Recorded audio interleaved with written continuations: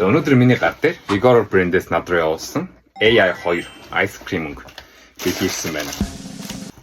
Хүмүүс юу надаас Vigor брэндс гол AI цувралын талаар нэлээх асуудаг. За тийм учраас энэ удаа энэ бүстэй богинохон гэртээ ревю хийх шийдлээ.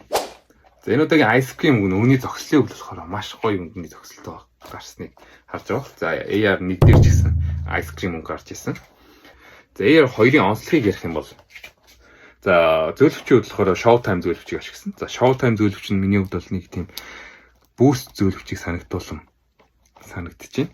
За хажуу талаараа болохоор TPU зөвлөлн TPU материалаар спорт хийж өгсөн. Хажуу талын хөдөлгөөнүүдийг хорж өгөх зорилготой.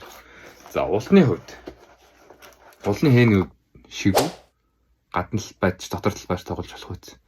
Хатуу эрдэнээр хийж өгсөн болтой. За уулыг харах юм бол нэрвийн тэмдэг хардж байгаа анзаарч болох байх. За энэ доор нь энэ дээр улан дээр нас жижиг деталууд орж өгсөн. За Austin Rivers-ийн Vigor-тэй гэрээ байгуулсан өдөр, драфтын өдөр, төрсөн өдөр гэх мэтлэн зүйлүүд байрлаж өгчээ. За материалууд болохоор урд хэсгийн миш материал орж өгсөн. За гэхдээ дан миш биш, ерөнхийдөө ард талдаа давхар миш харагдчихээн. За бүтэн материал нь болохоор ерөнхийдөө баг зэрэг зузаан талтай.